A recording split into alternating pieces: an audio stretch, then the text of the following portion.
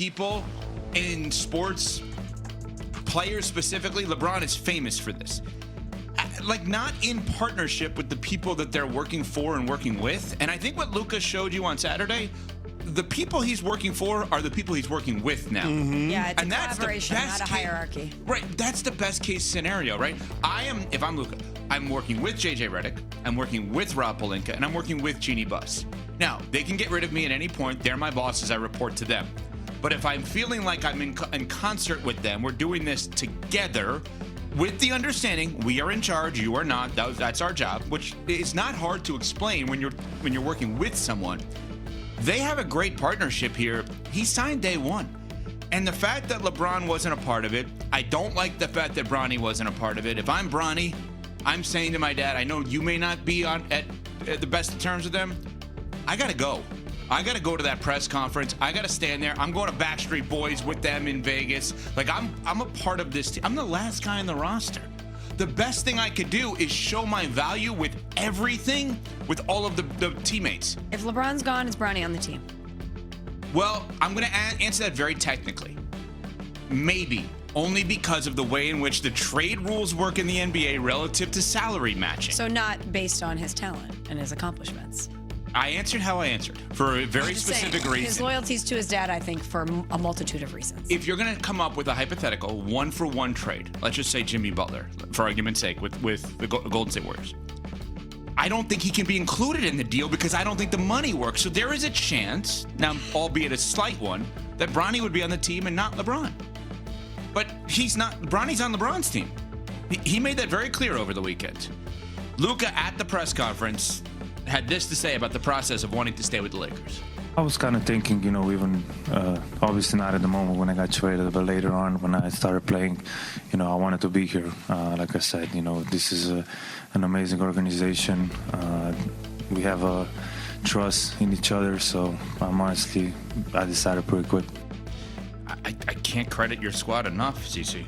They've done a phenomenal job here. I mean, they got him, and they kept him, and he seems to love being there. And he's bought in. And he's on the cover of Men's Health. He looks great. And DeAndre Ayton and Marcus Smart haven't played a game for them. And he's taking them. I'm assuming he had to pay for it. The Lakers cannot pay for a private plane to Vegas, salary cap circumvention. So he's taking everybody to Vegas, including the new guys. Good leader. I mean, you got to feel great about that. I think he can afford it. I think he's all right. He's had a pretty good summer. Lost some weight, added some commas in the bank account. I mean, am I got a new baby. Like they just got it all going, right? It's him and his fiance. Am I wrong to hype up the Lakers with this? No, you're not wrong to hype up the Lakers because this is something. Franchise back. This is something that we've been speculating on for months, ever since this trade went down. Can they convince Luka to sign?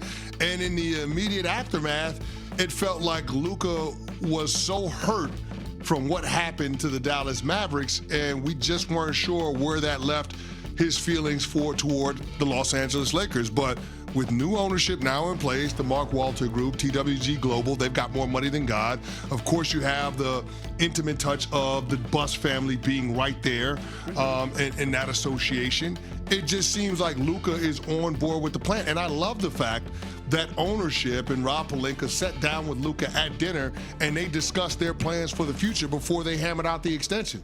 They talked about what the ideology of JJ Redick is going to be and what Luka was looking for in terms of the archetypes, the different players that he wants around him in order for this franchise to elevate and get back to where we all want him to see, which is competing for NBA championships. So I love the fact that they have made this a collaboration with Luka, and the fact that he has embraced that, the fact that he's dreaming about having a statue out there in the Lakers Walk of Fame outside of the arena.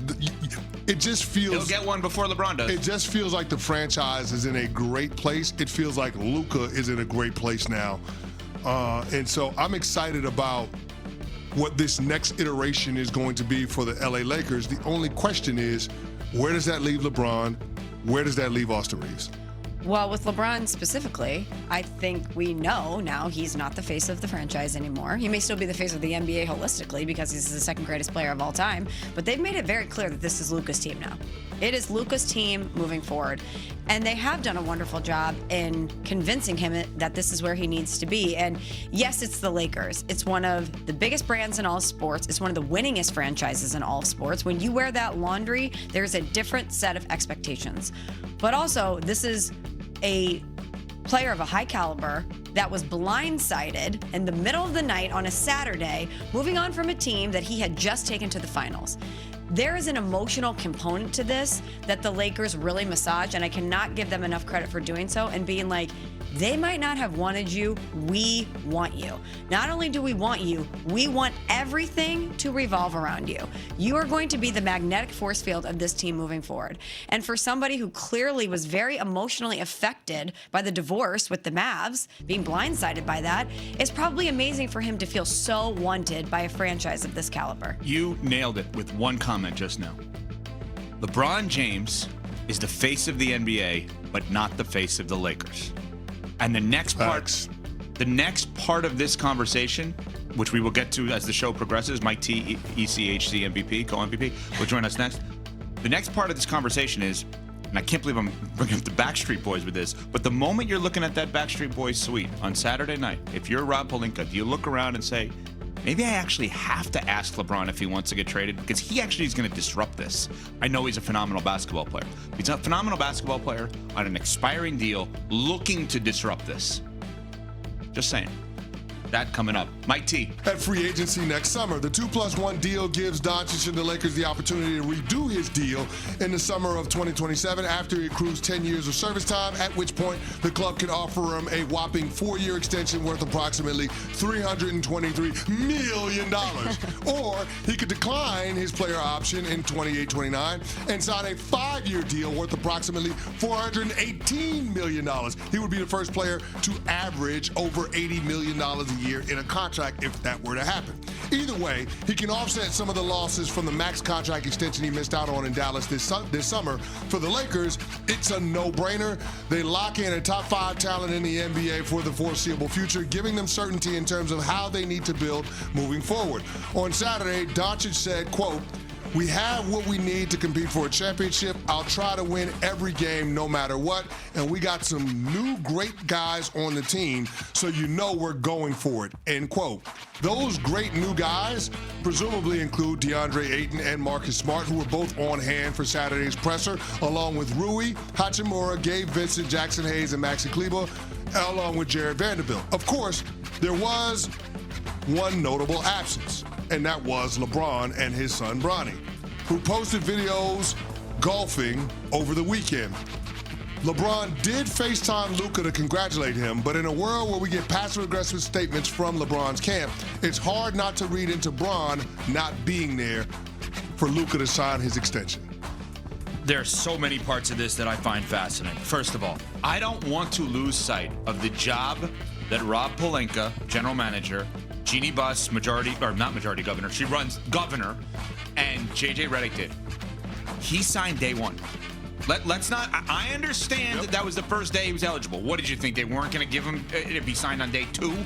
Oh, no, we're going to take $1 million off?